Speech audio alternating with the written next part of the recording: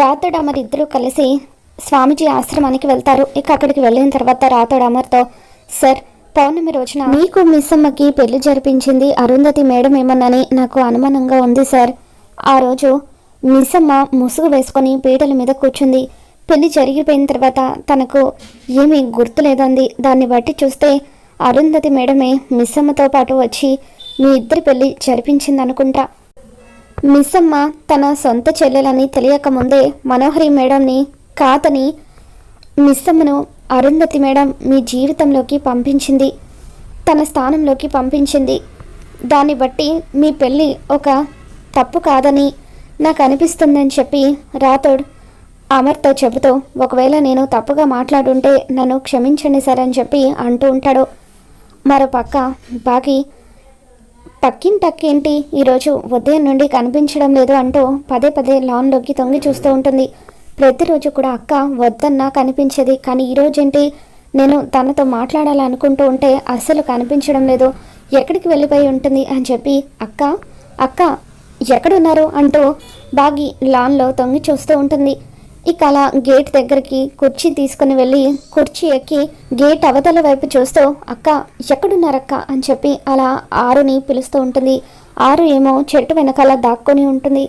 ఇక ఇంతలో గుప్తా అక్కడికి వచ్చి బాలిక అని చెప్పి అరుస్తూ ఉంటాడు. దాంతో ఆరు ఒక్కసారిగా ఉలిక్కిపడి కింద పడబోతూ ఉంటుంది. నేనేమి నిన్ను తొయ్యలేదు బాలిక, నువ్వే కింద పడబోయావు అని చెప్పి గుప్తా అంటూ ఉంటే ఇక అప్పుడు ఆరు, ఏంటి గుప్తా గారు అలా భయపెట్టేలాగా అరిస్తే ఎవరైనా కింద పడతారు అని చెప్పి ఎందుకు ఇలా అరుస్తున్నారు అని చెప్పి అంటూ ఉంటుంది.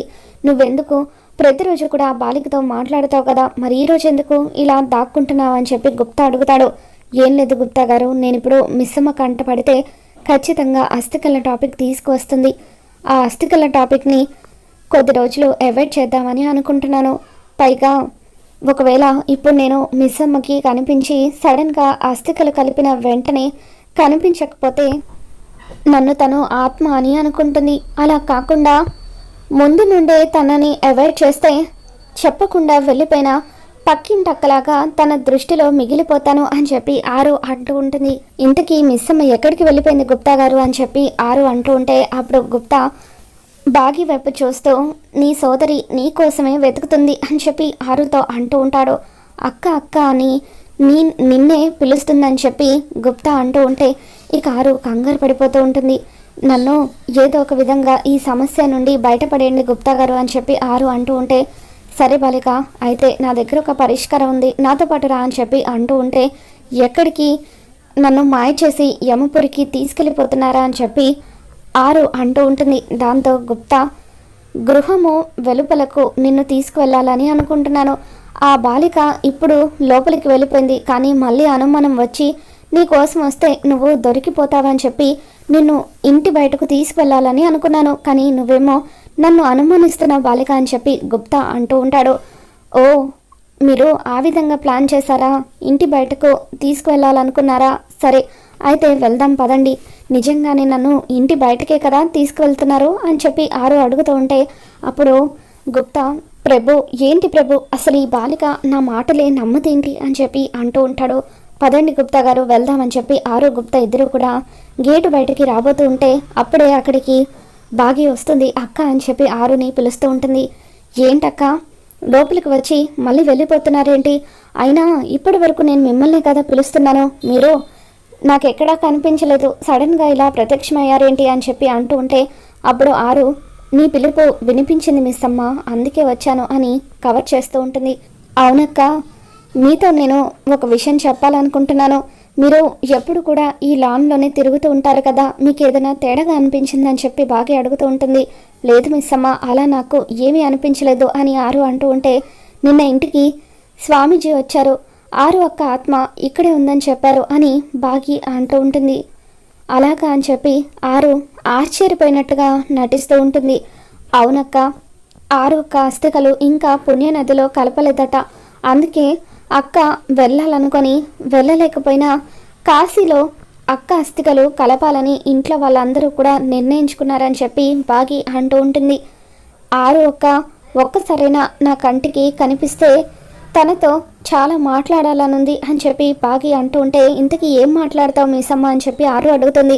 దాంతో బాగి, భయపడొద్దని, ధైర్యంగా ఉండమని చెబుతాను, బాధపడొద్దని చెబుతాను, తన పిల్లల్ని జీవితాంతం నేను కళ్ళల్లో పెట్టుకొని చూసుకుంటానని అక్కకి హామీ ఇస్తాను.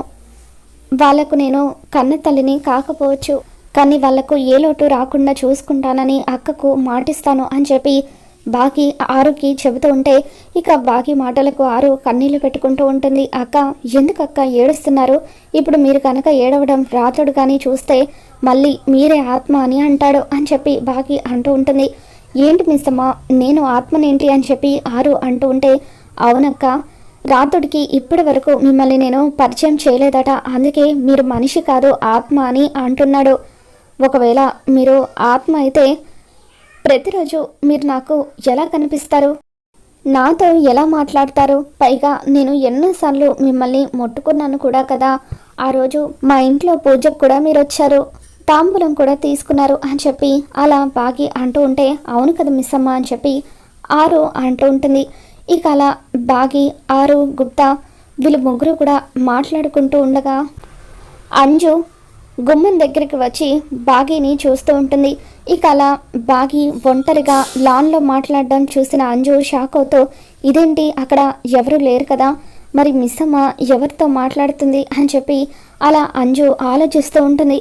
అలా ఆరుతో మాట్లాడిన తర్వాత బాగి ఇంట్లోకి వస్తూ ఉంటుంది. అప్పుడు అంజు గుమ్మం దగ్గర బాగిని ఆపుతూ, ఇప్పటి వరకు నువ్వు ఎవరితో మాట్లాడావు మిస్సమ్మ అని చెప్పి అడుగుతూ ఉంటే, అప్పుడు బాగి, చనిపోయిన మీ అమ్మ ఆత్మతో మాట్లాడుతున్నాను అని చెప్పి అంజుకి సమాధానం చెబుతుంది. లేకపోతే నేను అక్కతో మాట్లాడుతూ ఉంటే ప్రతి ఒక్కరూ ఎవరితో అని అలా అంటారేంటి అని చెప్పి అలా బాగి గొనుక్కుంటూ ఇంట్లోకి వెళ్ళిపోతుంది. ఇక అంజు బాగి మాటలకు ఒక్కసారిగా షాక్ అవుతూ ఉంటుంది. మరోపక్క మనోహరి ఒంటరిగా కారులో వెళ్తూ ఉంటుంది. ఎట్టి పరిస్థితుల్లోనూ ఆరు అస్థికలు కలపబోతున్న విషయం గోరాకి తెలియకూడదు. గోరాకి తెలిస్తే ఎలాగైనా సరే దాన్ని బంధించడానికి, అస్థికలు నదిలో కలపకుండా ఉండడానికి ఏదో ఒక ప్లాన్ చేస్తాడు అని చెప్పి మనోహరి అలా కారు నడుపుకుంటూ రోడ్డు మీద వెళ్తూ ఉంటే సడన్గా గోరా మనోహరి కారుకి అడ్డంగా వస్తాడు. ఇక దాంతో మనోహరి కారు దిగి, నువ్వా గోరా, ఇన్ని రోజులు నేను నీ కోసం ఎంతగానో వెతికాను, ఇప్పటి వరకు నువ్వు కనిపించలేదేంటి, ఇంత సడన్గా ప్రత్యక్షమయ్యావేంటి అని చెప్పి అంటూ ఉంటే, నువ్వు నన్ను కలవాలనుకున్నప్పుడు నేను నీ కంట పడను మనోహరి, నేను నిన్ను కలవాలనుకున్నప్పుడు మాత్రమే నేను నీ దగ్గరికి వస్తాను అని చెప్పి అంటూ ఉంటాడు. ఇక తర్వాత ఇంకేంటి విషయాలు, నాతో ఏమైనా చెప్పాలా అని గోరా అడుగుతాడు. లేదు గోరా, నీతో చెప్పడానికి ఏమీ లేదు, అందరం బాగున్నాము, నేను కూడా బాగున్నాను అని చెప్పి మనోహరి అంటూ ఉంటుంది. ఎట్టి పరిస్థితుల్లోనూ గోరాకి అస్థికల గురించి తెలియకూడదు అని చెప్పి మనోహరి అనుకుంటూ ఉంటే, అప్పుడు గోరా ప్రయాణానికి ఏర్పాట్లు ఎలా జరుగుతున్నాయని చెప్పి అడుగుతూ ఉంటాడు. ప్రయాణమా అంటూ మనోహరి షాకింగ్గా చూస్తూ ఉంటుంది. అదే ఆరు అస్థికలు నదిలో కలపడానికి ఏర్పాట్లు చేస్తున్నారు కదా, దాని గురించి అని చెప్పి గోరా అంటూ ఉంటాడు. దాంతో మనోహరి, చూడు గోరా, ఇంట్లో వాళ్ళందరూ కూడా ఆరు అస్థికలు నదిలో కలపాలని నిర్ణయించుకున్నారు, అందుకని నువ్వు ఇక ఆరుని వదిలేస్తే ఆరు ఆత్మ కాకపోతే మరొక ఆత్మ, నీకు నేను ఇంకొక ఆత్మను బంధించడానికైనా సరే సహాయం చేస్తాను అని చెప్పి మనోహరి అంటూ ఉంటుంది. నాకు ఏ ఆత్మ వద్దు మనోహరి, ఆ ఆరు ఆత్మే కావాలి, ఎందుకంటే ఆ ఆరు ఆత్మ చనిపోయే ముందు వరకు కూడా పుణ్యాలు తప్ప పాపాలు చేయలేదు, కోటిలో ఒక్కరు కూడా అలా ఉండరు, అందుకే ఆ ఆత్మకు దైవం కూడా అండగా నిలబడింది. అటువంటి ఆత్మను నేను ఆధీనంలోకి తెచ్చుకుంటే నేను అత్యంత శక్తివంతుణ్ణి అవుతాను, నాకు ఆ ఆత్మే కావాలి. చూడు మనోహరి, నువ్వు ఏం చేస్తావో నాకు తెలీదు, ఆ అస్థికలు నదిలో కలపకుండా ఆపే బాధ్యత నీదే. ఏదైనా తేడా వస్తే ఆత్మలను బంధించడం మాత్రమే కాదు, మనుషులను ఆత్మలుగా మార్చడం కూడా నాకు తెలుసు అంటూ గోరా మనోహరికి వార్నింగ్ ఇచ్చి అక్కడి నుండి వెళ్ళిపోతాడు. వీడికి అస్థికల గురించి తెలియకూడదు అనుకుంటే వీడు ఏదో ఒక రకంగా దాని గురించి తెలుసుకున్నాడు. ఇప్పుడు ఏం చేయాలి, వీడిని నేను ఎదిరించలేను, వెన్నుపోటు కూడా పొడవలేను, ఏదో ఒక విధంగా వీడి కళ్ళు గప్పి అస్థికలు పుణ్యనదిలో కలిపేలాగా చేయాలి అని మనోహరి అనుకుంటుంది. మరోపక్క స్వామీజీ ఆశ్రమానికి అమర్ రాతోడు ఇద్దరు కూడా వెళ్తారు. ఇద్దరు వెళ్ళిన తర్వాత, ఏంటి అమరేంద్ర ఇలా వచ్చావని చెప్పి స్వామీజీ అడుగుతూ ఉంటే, మరేం లేదు స్వామీజీ, నా భార్య చనిపోయే ముందు వరకు తను ఏం అడిగినా సరే ఏ కోరికైనా సరే నేను తీర్చాను. కానీ తను చనిపోయిన తర్వాత నాకు తెలిసిన విషయం ఏంటంటే తను చాలా కాలంగా తన తల్లిదండ్రుల కోసం వెతికిందట.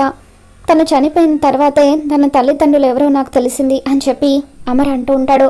మరి తన తల్లిదండ్రులకు ఆరు గురించి చెప్పావా అని స్వామీజీ అడుగుతూ ఉంటారు. లేదు స్వామీజీ, 25 ఏళ్ళుగా వాళ్ళు తనని గుండెల్లో పెట్టుకొని తన కోసం వెతుకుతున్నారు. ఆరు చనిపోయిన విషయం తెలిస్తే వాళ్ళు తట్టుకోలేరని ఇప్పటి వరకు వాళ్ళతో నేను ఆ విషయం చెప్పలేదని అమర్ అంటూ ఉంటాడు. అంతటితో ఈరోజు ఎపిసోడ్ పూర్తవుతుంది. మరి రాబోతున్న ఎపిసోడ్ ఏం జరగబోతుందో మళ్ళీ మన ఛానల్ తెలుసుకుందాం. వీడియో నచ్చితే తప్పకుండా లైక్ చేయండి.